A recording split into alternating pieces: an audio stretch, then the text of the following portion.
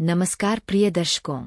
आज हम जीवन के एक ऐसे गहरे विषय पर चर्चा करने जा रहे हैं जो हर मनुष्य के हृदय से जुड़ा है, माया और मोह, और उससे भी अधिक महत्वपूर्ण है, इनसे मुक्ति का मार्ग।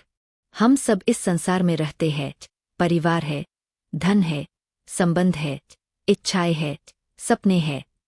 इन सबके बीच हमारा जीवन चलता है, लेकिन कभी कभी यही चीजें हमारे बंधन बन जाती है। यही माया और मोह है जो हमें सत्य से दूर कर देते हैं। एक, माया क्या है? माया का अर्थ है अस्थाई को स्थायी समझ लेना। जो बदलने वाला है उसे सदा के लिए अपना मान लेना। धन, पद, सौंदर्य, यश, ये सब बदलते रहते हैं, लेकिन जब हम इन्हें ही अपनी पहचान बना लेते हैं तब हम माया में फंस जाते हैं।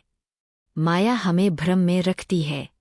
वह हमें यह विश्वास दिलाती है कि यही संसार अंतिम सत्य है, लेकिन गीता हमें बताती है यह संसार परिवर्तनशील है। 2, मोह क्या है? मोह का अर्थ है अत्यधिक आसक्ति। जब किसी व्यक्ति, वस्तु या स्थिति से हमारा लगाव इतना बढ़ जाए कि हम सही गलत का निर्णय न कर सकें, वही मोह है। अर्जुन भी मोह में थे। अपने परिजनों के प्रति प्रेम स्वाभाविक था, लेकिन उसी प्रेम ने उन्हें कर्तव्य से रोक दिया। तब श्रीकृष्ण ने उन्हें मोह से ऊपर उठने का संदेश दिया। 3, माया और मोह का प्रभाव। माया और मोह मनुष्य को कमजोर बनाते हैं। वे विवेक को ढक देते हैं।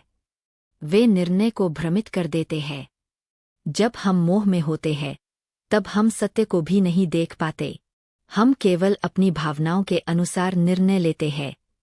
4, क्या माया और मोह गलत है? नहीं। संसार में रहकर पूरी तरह माया से दूर रहना संभव नहीं।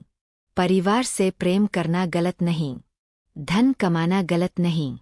गलत तब है जब हम इन सबको ही जीवन का अंतिम लक्ष्य मान लें, जब हम इनके बिना अपने अस्तित्व को अधूरा समझने लगें। 5, मुक्ति का पहला कदम, जागरूकता। माया और मोह से मुक्ति का पहला कदम है जागरूकता। हमें यह समझना होगा कि सब कुछ अस्थायी है। जैसे ऋतुएं बदलती है, जैसे दिन के बाद रात आती है, वैसे ही जीवन में सब बदलता है। यह समझ हमें संतुलित बनाती है। 6, दूसरा कदम, आत्मज्ञान। जब हम समझते हैं कि हम केवल शरीर नहीं बल्कि आत्मा है, तब माया का प्रभाव कम होने लगता है। शरीर नश्वर है, संपत्ति अस्थायी है, लेकिन आत्मा शाश्वत है। जब हमारी पहचान आत्मा से जुड़ती है तब बाहरी चीजें हमें कम प्रभावित करती है। 7, तीसरा कदम, कर्तव्य पर ध्यान। मोह हमें कर्तव्य से दूर करता है, लेकिन जब हम अपने कर्तव्य पर ध्यान केंद्रित करते हैं तब मन स्थिर रहता है। श्री कृष्ण ने अर्जुन से कहा, अपने कर्तव्य का पालन करो। जब हम अपने दायित्वों को निष्ठा से निभाते हैं तब मोह कमजोर पड़ जाता है। 8, चौथा कदम, परिणाम का त्याग। माया का एक रूप है परिणाम की चिंता।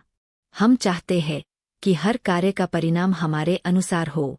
जब परिणाम हमारे अनुसार नहीं आता तब हम दुखी हो जाते हैं, लेकिन यदि हम परिणाम को ईश्वर पर छोड़ दें तो मन शांत रहता है। 9, पांचवा कदम, भक्ति और विश्वास। भक्ति माया और मोह से मुक्ति का सबसे सरल मार्ग है। जब हम ईश्वर पर विश्वास करते हैं तब हम समझते हैं कि जो कुछ भी है वह उनकी कृपा से है। जब हम हर परिस्थिति को प्रभु की इच्छा मान लेते हैं तब आसक्ति कम हो जाती है। 10, आधुनिक जीवन में माया। आज माया के रूप बदल गए हैं। सोशल मीडिया की प्रसिद्धि, प्रतियोगिता की दौड़, दिखावे की संस्कृति, ये सब आधुनिक माया है। हम अपनी खुशी को लाइक्स और फॉलोअर्स से जोड़ लेते हैं, लेकिन यह सब क्षणिक है। 11, संतुलन ही समाधान है। माया से पूरी तरह भागना नहीं, बल्कि उसमें संतुलित रहना ही समाधान है। परिवार से प्रेम करें, धन कमाएं, सफलता प्राप्त करें, लेकिन भीतर से स्वतंत्र रहें। 12, मुक्ति का अनुभव। जब मनुष्य माया और मोह से ऊपर उठता है तब उसे सच्ची स्वतंत्रता का अनुभव होता है। वह परिस्थितियों से बंधा नहीं रहता, वह भय से मुक्त हो जाता है, वह भीतर से हल्का हो जाता है। 13 जीवन का वास्तविक लक्ष्य। जीवन केवल संग्रह करने के लिए नहीं है, जीवन आत्मा की उन्नति के लिए है। जब हम यह समझ लेते हैं, तब हमारा दृष्टिकोण बदल जाता है, तब हम संसार में रहते हुए भी उससे बंधते नहीं। 14 अंतिम प्रेरणा।